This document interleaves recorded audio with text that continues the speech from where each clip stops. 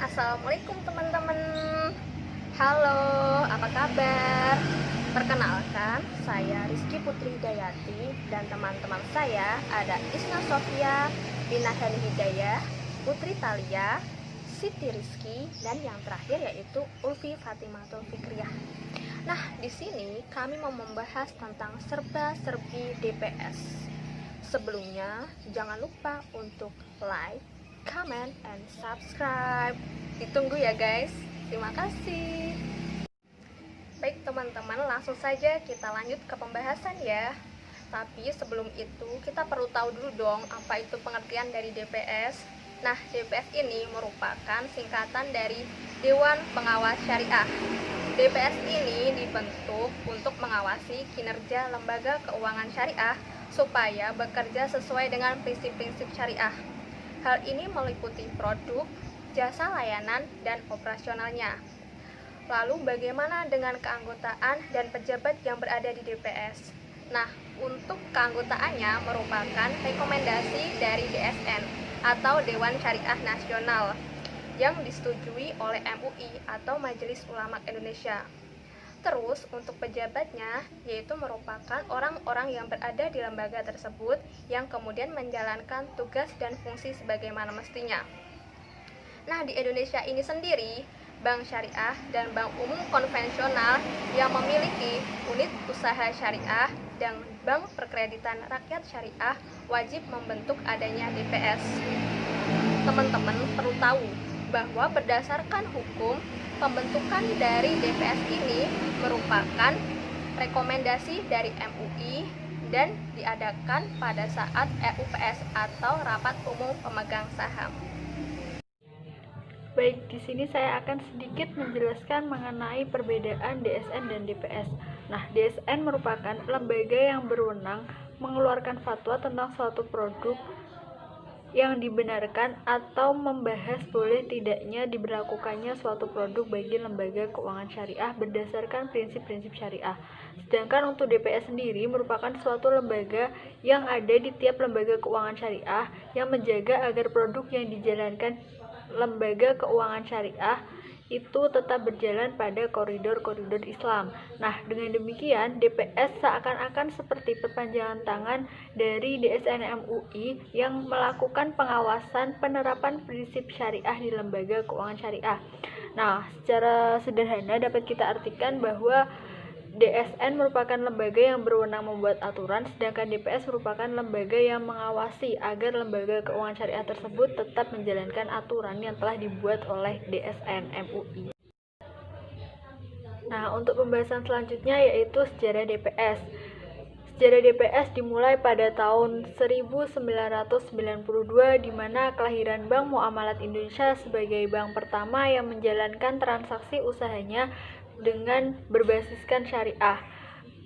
Sejak itu mulai bermunculan lembaga keuangan syariah lainnya seperti asuransi syariah, dompet duafa, BPRS yang terus bermunculan. Kemudian pada tahun 1999 perhatian umat Islam di Indonesia terhadap ajaran ekonomi yang berbasis syariah mulai berkembang, dan pada tahun 1999 itu juga MUI membentuk DSN dalam upaya memurnikan pelayanan institusi keuangan syariah agar benar-benar sejalan dengan ketentuan syariah Islam, maka dibentuklah Dewan Pengawas Syariah oleh MUI. Jadi DPS sendiri itu dibentuk pada tahun 1999 gitu.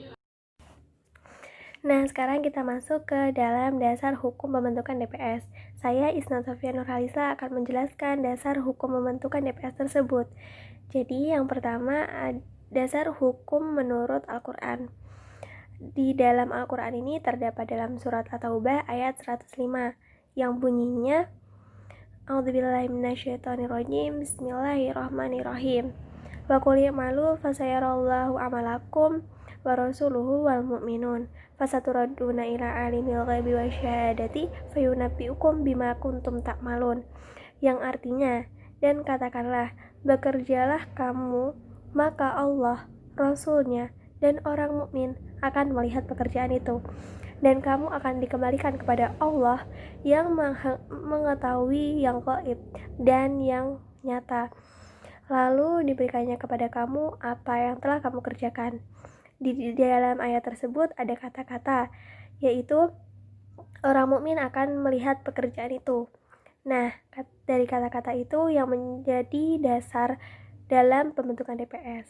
Nah, sekarang yang kedua, yaitu dasar hukum menurut peraturan Bank Indonesia. Yang pertama ada Peraturan Bank Indonesia atau PBI nomor 6/17/PBI/2004 tanggal 1 Juli 2004 tentang perkreditan rakyat berdasarkan prinsip syariah. Dan yang kedua, Peraturan Bank Indonesia nomor 6/24/2004 tanggal 14 Oktober tentang bank umum yang melaksanakan kegiatan usahanya berdasarkan prinsip syariah, yang kemudian diganti menjadi Peraturan Bank Indonesia nomor 7/35/PBI/2005 tanggal 29 September 2005 tentang bank umum yang melaksanakan kegiatan usahanya berdasarkan prinsip syariah. Dan yang terakhir, Peraturan Bank Indonesia nomor 8/3/PBI/2006 tanggal 30 Januari tentang perubahan kegiatan usaha bank umum konvensional menjadi bank umum yang melaksanakan kegiatan usaha berdasarkan prinsip syariah, dan pembukaan kantor bank yang melaksanakan kegiatan usaha berdasarkan prinsip syariah dan bank umum konvensional. Semua peraturan Bank Indonesia atau BBI mewajibkan bank syariah memiliki DPS atau Dewan Pengawas Syariah. Kemudian yang ketiga ada dasar hukum menurut undang-undang. Undang-Undang Nomor 21 Tahun 2008 Pasal 32 menyebutkan Dewan Pengawas Syariah wajib dibentuk di bank syariah dan bank umum konvensional yang memiliki UUS. Dewan Pengawas Syariah sebagaimana dimaksud pada ayat 1 diangkat oleh Rapat Umum Pemegang Saham atas rekomendasi oleh Majelis Ulama Indonesia yang bertugas memberikan nasihat dan saran kepada direksi serta mengawasi kegiatan bank agar sesuai dengan prinsip syariah. Ketentuan lebih lanjut mengenai pembentukan Dewan Pengawas Syariah sebagaimana dimaksud pada ayat 1 diatur dengan Peraturan Bank Indonesia. Kemudian ada tugas dan wewenang DPS. Yang pertama, memastikan dan mengawasi kesesuaian kegiatan operasional bank terhadap fatwa yang dikeluarkan DSN. Yang kedua, menilai aspek syariah terhadap pedoman operasional dan produk yang dikeluarkan bank. Yang ketiga, memberikan opini dari aspek syariah terhadap pelaksanaan operasional bank secara keseluruhan dalam laporan publikasi bank. Yang keempat, mengkaji jasa dan produk baru yang belum ada fatwa untuk dimintakan fatwa kepada DSN. Dan yang terakhir, menyampaikan laporan hasil pengawasan syariah sekurang-kurangnya setiap 6 bulan kepada Direksi Komisaris DSN dan Bank Indonesia. Fungsi dan kedudukan dari DPS. Fungsi DPS yang pertama adalah sebagai penasehat dan pemberi saran kepada direksi, pimpinan unit usaha syariah, dan pimpinan kantor cabang syariah mengenai hal-hal yang terkait dengan aspek syariah. Yang kedua, sebagai mediator antara lembaga keuangan dan DSN dalam mengkomunikasikan usul dan saran pengembangan produk dan jasa dari bank yang memerlukan kajian dan fatwa dari DSN. Yang ketiga, sebagai perwakilan DSN yang ditempatkan pada lembaga keuangan, DPS wajib melaporkan kegiatan usaha serta pengembangan lembaga keuangan syariah yang diawasinya kepada DSN sekurang-kurangnya 1 kali dalam setahun. Berikutnya adalah kedudukan dari DPS. Bagi bank syariah yang berbentuk perseroan terbatas, organisasinya mengacu pada Undang-Undang Nomor 40 Tahun 2007. Hal tersebut berarti bahwa dalam sebuah bank syariah, kekuasaan tertinggi ada pada RUPS. Pengurusan dilaksanakan oleh direksi, dan pengawasan terhadap direksi dilaksanakan oleh komisaris. Ya, selanjutnya adalah DPS dalam pengawasan internal. Aktivitas DPS dalam melakukan pengawasan syariah ada 3. Yang pertama adalah ex ante auditing, yaitu aktivitas pengawasan syariah yang melakukan pemeriksaan terhadap berbagai kebijakan yang diambil dengan melakukan review dan bertujuan untuk mencegah bank syariah melakukan kontrak yang melanggar prinsip syariah.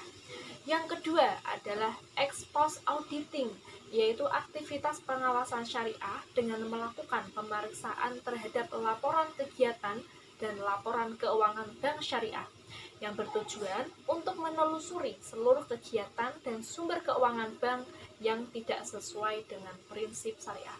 Kemudian yang ketiga adalah perhitungan dan pembayaran zakat, yaitu aktivitas pengawasan syariah dengan memeriksa kebenaran dalam menghitung zakat dan pembayaran zakat yang sesuai dengan ketentuan syariah, yang bertujuan untuk memastikan agar zakat tersebut telah dihitung dan dibayar secara benar.